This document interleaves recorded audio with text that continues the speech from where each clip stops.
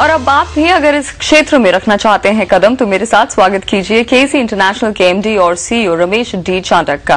केसी infrastructure क्षेत्र की दिग्गज कंपनी है। 1945 में केसी की शुरुआत हुई और अब कंपनी का जल्द ही $1 बिलियन का टर्नओवर होने वाला है। देश और दुनिया में केसी की प्रेजेंस है। चांडक साहब हमारे साथ हैं और इनसे अच्छे मेंटोर आप लोगों को नहीं मिल सकते। चांडक साहब बहुत बहुत शुक्रिया कार्यक्रम में शामिल होने के लिए।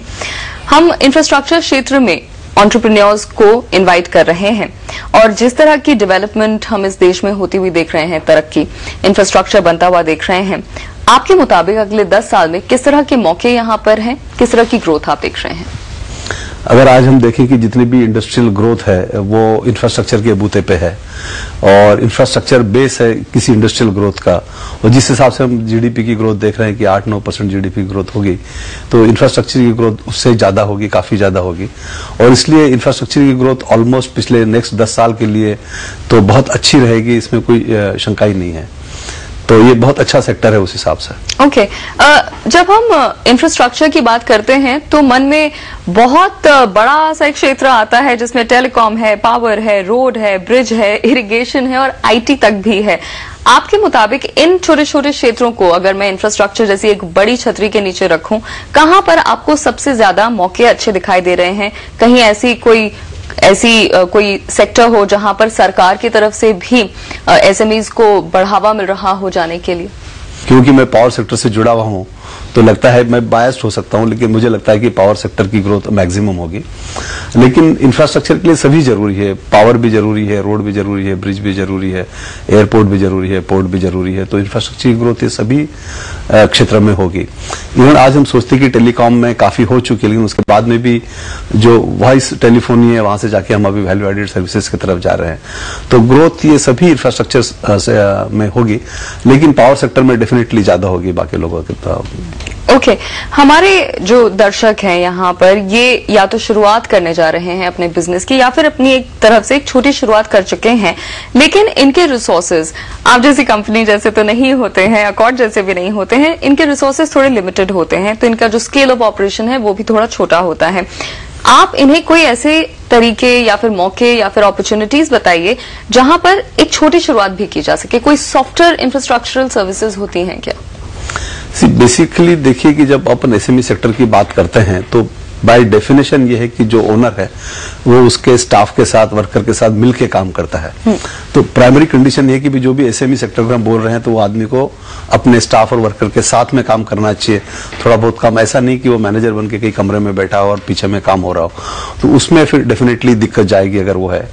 नॉर्मली 3 मुश्किलें रहती है कि एक तो पैसा नहीं रहता एसएमई सेक्टर के पास में, दूसरा उसके पास में मैनेजरियल बैंडविड्थ नहीं रहती, ब्रांड नहीं रहता है, प्री क्वालिफिकेशन नहीं रहता है, ट्रेनिंग डेवलपमेंट के लिए उसके पास में पैसे नहीं होते हैं, और तीसरा है कि उसका जो मार्केट नॉलेज है वो बहुत लिमिटेड रहता है।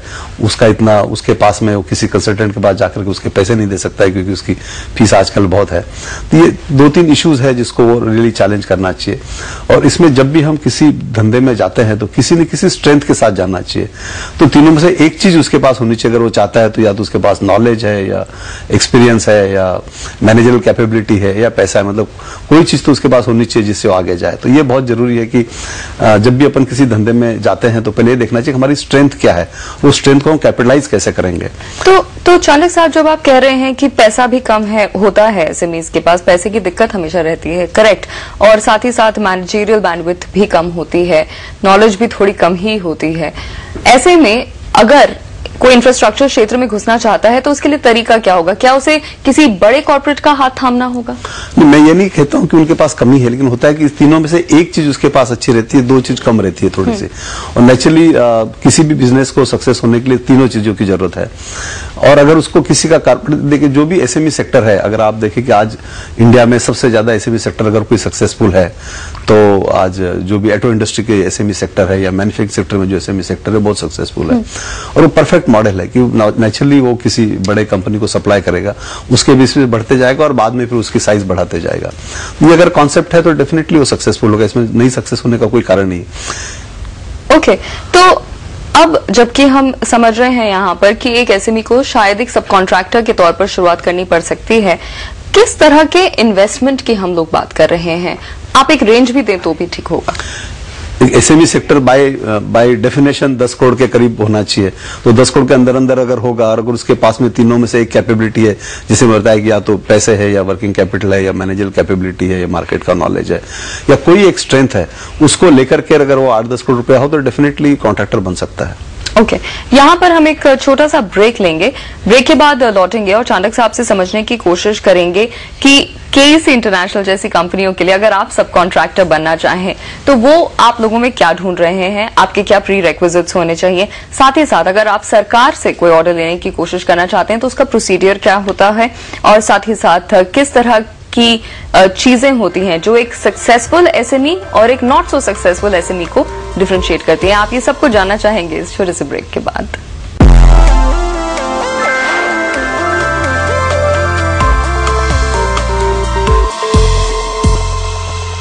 दोबारा आपका स्वागत है। आप देख रहे हैं आवाज एंटरप्रेन्योर और आज हम इंफ्रास्ट्रक्चर क्षेत्र में आपके लिए क्या मौके हैं ये तलाश रहे हैं और हमारे साथ केसी इंटरनेशनल के एमडी और सीईओ रमेश चांडक इस चर्चा में शामिल है। चांडक साहब, ब्रेक से पहले हमने ये सब तो समझा कि क्या स्कोप और क्या मौके हैं एसएमईज के लिए। अब थोड़ा सा पर्सनल सवाल, आपके पास मैं एक सब कॉन्ट्रैक्टर की तरह आती हूं और मैं आपकी कंपनी से कोई ऑर्डर लेना चाहती हूं, आप मुझ में एज अ सब कॉन्ट्रैक्टर क्या क्वालिटीज देखना चाहेंगे? सबसे पहले ये बता दूं कि हमको सब कॉन्ट्रैक्टर की सख्त जरूरत है। कोई भी बड़ी कंपनी चाहे मैन्युफैक्चरिंग हो, इंफ्रास्ट्रक्चर हो, बगैर अच्छे सब कॉन्ट्रैक्टर के चल नहीं सकती, नहीं बड़ी हो सकती है।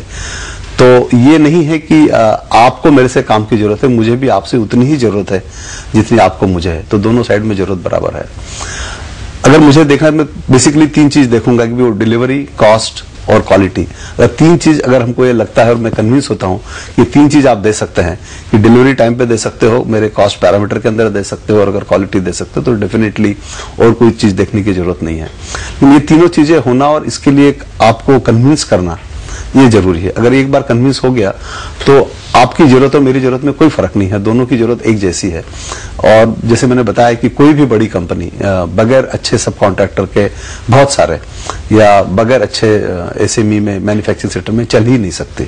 तो चाहे मुझे टावर लेने हो, चाहे इंसुलेटर लेने हो, चाहे जो कुछ लेना हो, खरीदना हो, कई इक्विपमेंट हम खरीदते हैं, या चाहे सब कॉन्ट्रैक्टिंग का काम कराना हो, दोनों के लिए मेरे बहुत जरूरी है कि मुझे अच्छे सब कॉन्ट्रैक्टर हो। ओह, ये तो बहुत एनकरेजिंग साउंड करता है। अब ये भी बताइए कि सरकार से जब कोई एसएमई ऑर्डर लेने जाना चाहे, जनरली प्रोसीडियर क्या होता है? टेंडर के जरिए ये सब काम होता है और टेंडर भरने के कोई आप टिप्स भी अगर बता सके। सरकार का काम डेफिनेटली टेंडर के थ्रू ही होगा, ये तो प्री कंडीशन है। और जब हम गवर्नमेंट से काम लेते हैं तो सबसे पहले कि उसके पास में प्री क्वालिफिकेशन होना चाहिए। और प्री क्वालिफिकेशन में उनकी जो भी क्राइटेरिया हो, चाहे एक्सपीरियंस की हो, साइज की हो, कितना काम किया हो, ये जब क्राइटेरिया उसका पूरा हो जाए किसी बड़े कॉन्ट्रैक्टर के साथ में काम करने के बाद में, तो डेफिनेटली वो डायरेक्टली जॉब ले सकता है, इसमें कोई शंका ही नहीं है। अब क्योंकि आपने ये कहा कि छोटे सब कॉन्ट्रैक्टर्स के साथ आप काम करने के लिए उत्सुक भी हैं, आप ढूंढ भी रहे हैं और आपने बताया भी कि वो किस तरह आपके साथ जुड़ सकते हैं। किसी भी सब कॉन्ट्रैक्टर का ये ड्रीम रहेगा कि वो एक प्राइमरी इंफ्रास्ट्रक्चर कंपनी बन सके।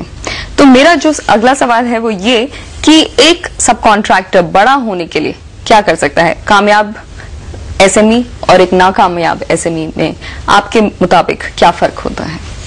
पहले बात तो जो भी कोई एंटरप्रेन्योर बनना है वो ड्रीम के साथ ही बन सकता है। तो ड्रीम होना बहुत जरूरी है। और चाहे ये बड़ी इंडस्ट्री हो, चाहे एसएमई हो, चाहे मिडिल साइज की हो, ड्रीम ये एक बहुत इंपॉर्टेंट पार्ट है किसी भी सक्सेस का। तो ड्रीम होना बहुत जरूरी है और ड्रीम नेचुरली यही होगा कि भाई कितना मैं बड़ा बन सकूं। लेकिन ड्रीम के भी है कि भाई आप प्लानिंग के साथ ड्रीम करते हो या सिर्फ ड्रीम करते हो। तो इसके लिए जरूरी है कि आपके जो रिसोर्सेस है, आपके पास में कितने रिसोर्सेस बिल्ट हुए, उस साइज से आप बढ़ते जाइए। अगर आप देखते हैं कि मैक्सिमम एसएमईज जो सक्सेसफुल नहीं होती है वो मेनली होती है कि उनके पास में जितने रिसोर्सेस है उससे ज्यादा बड़ा कॉन्ट्रैक्ट लेती है। आप टिपिकली देखिए कि नॉर्मली 15%, 20%, 25% आपकी खुद की कैपिटल होनी चाहिए। लेकिन आपके पास कैपिटल मान लो 10 करोड़ और आप अगर 200 करोड़ का काम लोगे तो नेचुरली उसमें कहीं ना कहीं दिक्कत होगी। और ये सिर्फ एसएमई के लिए ही एप्लीकेबल नहीं है, ये सभी इंडस्ट्री के लिए एप्लीकेबल है, चाहे बड़ी हो छोटी हो।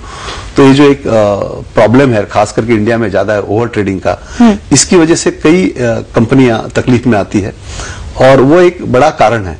अदरवाइज अगर आपके पास में बाकी सब चीजें हो तो सक्सेस होने का कोई फेल्यूर होने का कोई कारण ही नहीं है। आप डेफिनेटली सक्सेस होंगे। इतना काम है आज इंडिया में, इतना काम है इंडिया के बाहर में, तो ये सब काम देखते हुए तो definitely success is there. Okay, ये भी बताइए कि कुछ एसएमईज की दिक्कत ये भी होती है कि जब वो अपने से बड़े लोगों के लिए काम करते हैं, किसी कंपनी के लिए सब कॉन्ट्रैक्टिंग का काम उठा लेते हैं, उनको पेमेंट मिलने में कई बार दिक्कत होती है, वो वक्त ज्यादा लगता है और वो अपना रिश्ता खराब भी नहीं करना चाहते बड़ी कंपनी के साथ, तो उनकी जरूरत भी है और परेशानी भी। ये कैसे टैकल किया जा सकता है? जैसे मैन्युफैक्चरिंग करते हैं तो हमको बहुत सारे कैपिटल इक्विपमेंट लगते हैं, वैसे जब कॉन्ट्रैक्टिंग का काम करते हैं उसमें वर्किंग कैपिटल काफी लगता है और ये अपने पहले से समझ के चलना चाहिए कि वर्किंग कैपिटल का काम लगता है। आप जितनी भी इंफ्रास्ट्रक्चर कंपनियां देखोगे उसमें अगर खास करके पावर सेक्टर में या जो भी गवर्नमेंट सेक्टर से डील करते हैं, पेमेंट डिले होता है, ये तो इनहेरेंट है इस बिजनेस में। और जब पेमेंट डिले होता है तो नेचुरली बड़े कॉन्ट्रैक्टर का पेमेंट डिले होता है तो धीरे धीरे दूसरे कॉन्ट्रैक्टर का पेमेंट डिले करता है।